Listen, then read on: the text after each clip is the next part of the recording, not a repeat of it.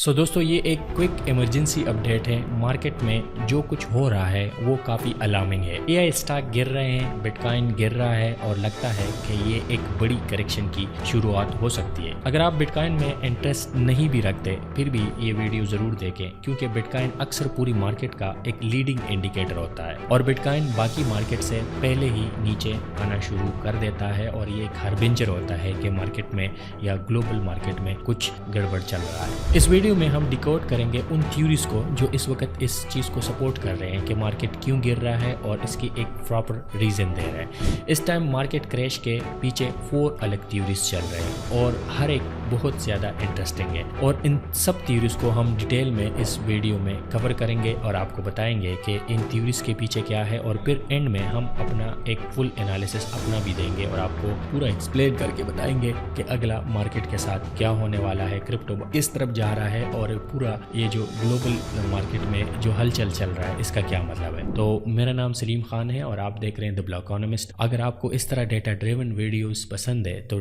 Please channel को subscribe करें और बिल के आइकन को क्लिक करें ताकि इस तरह के डेटा ड्रिवन एनालिसिस और अपडेट आप फ्यूचर में मिस ना करें। तो चलते हैं अपने टॉपिक की तरफ। तो सबसे पहले और सबसे अहम जो है वो टेक्निकल एनालिसिस यानी टेक्निकल थ्योरी है जो बेंजामिन काउन ने हाईलाइट की। अगर आप उन्हें फॉलो करते हैं तो चेकआउट ज़रूर करें, बहुत ज़बरदस्त टेक्निकल एनालिसिस देते हैं। और अगर आपको टेक्निकल एनालिसिस की कोई एक चैनल जो जिसको पूरा एक टेक्निकल कम्प्रिहेंसिव टेक्निकल एनालिसिस देता है तो उनका चैनल है, तो प्लीज़ उसको सब्सक्राइब करें और वो आपको एक बहुत बड़ा बेनिफिट देगा। बेंजामिन काउन के मुताबिक जब भी bitcoin price 50 week moving average से नीचे चला जाए तो इसका मतलब ये है कि जो bear run bull run officially ख़त्म होने का ये एक सिग्नल देता है और ये बताता है कि हम बेयर रन में एंटर हो रहे हैं। बिटकॉइन का इस साइकिल का जो 50 वीक मूविंग एवरेज है वो 1,03,000 के आसपास था। तो बिटकॉइन ने ये लेवल कुछ हफ्ते पहले ब्रेक कर दिया और जैसे ही ये लेवल टूटा तो एक कैस्केड सेलिंग स्टार्ट हो गई,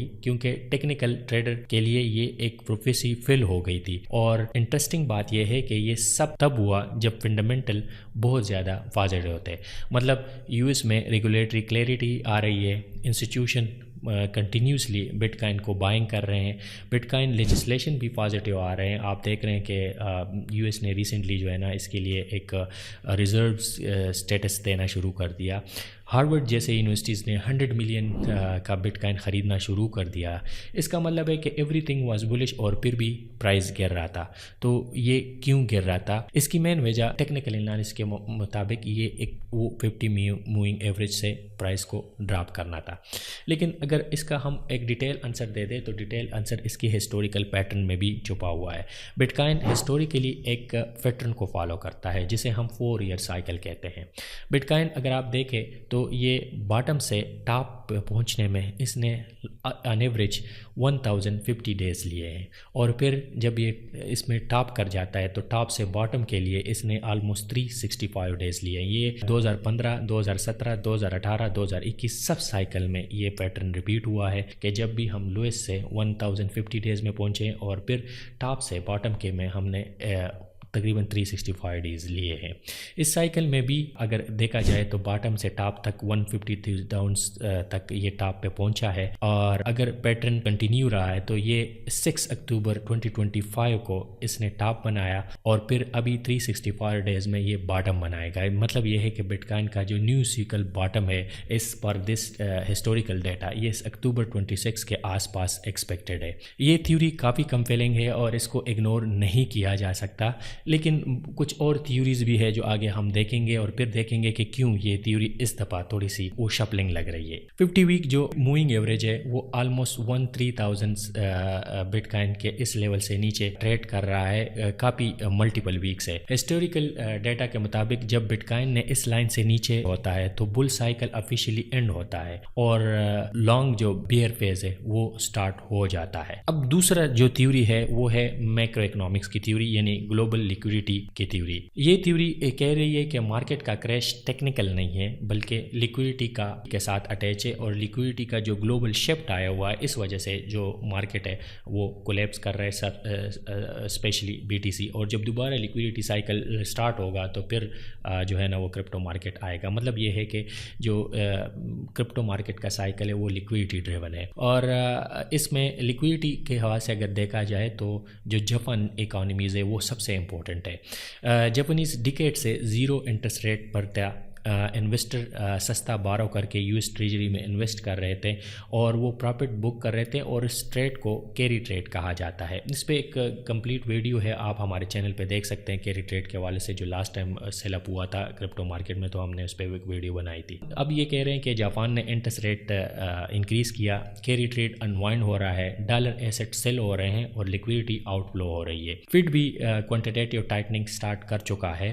तो फिड ने अनाउंस किया है कि 1 दिसंबर से क्वांटिटेटिव टाइटनिंग ख़त्म हो रहा है। नॉर्मली ये गुड न्यूज़ होती है, लेकिन इन्वेस्टर समझ गए हैं कि कहीं सिस्टम में कोई चीज़ ब्रेक हो रहा है, और इसी वजह से आप देखते हैं कि जो AI बबल था वो स्लो डाउन हो रहा है, जॉब मार्केट थोड़े से सॉफ्ट है, और कंज्यूमर स्पेंडिंग सिर्फ रिच से आ रही है, रिच क्लास इसको सपोर्ट कर रहा है। और जो इकोनॉमीज़ है US, स्पेशली जो US इकानमी है वो एक के शेप इकानमी है। इस वजह से जो रिस्क एसेट है जैसे कि बिटकॉइन और नेवेडिया स्टॉक्स वगैरह सब सेलअप में है, और क्योंकि बिटकॉइन सबसे ज़्यादा लिक्विड है, सबसे पहले यही गिरता है क्योंकि ये 24/7 चलता है, इसका मार्केट वीकेंड्स पे भी ओपन होता है और सबसे ज़्यादा लिक्विड है।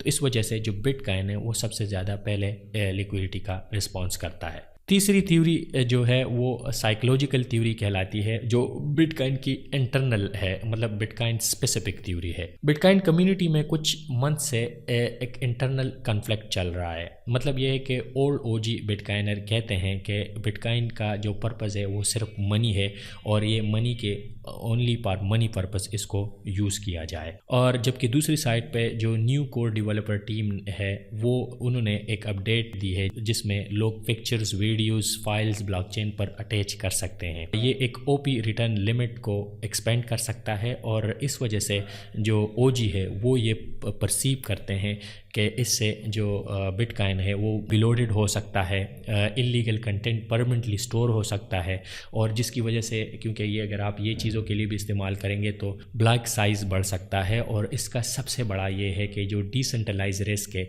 वो बढ़ सकता है।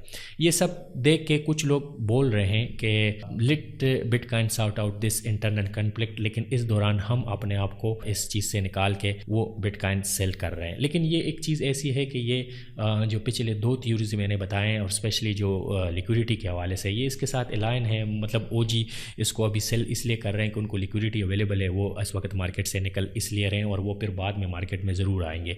ये भी एक सेलिंग, इसने भी एक सेलिंग प्रेशर क्रिएट किया हुआ है, जिसकी वजह से आप ये जो बिटकॉइन और क्रिप्टो मार्केट को आप डाउन देख रहे हैं, इसमें भी इसका ये मेजर रोल है। चौथी थ्योरी ये है कि जो जॉर्डी विसर की थ्योरी है वो ये कह रहे हैं कि बिटकॉइन एक IPO मूवमेंट में इस वक्त है।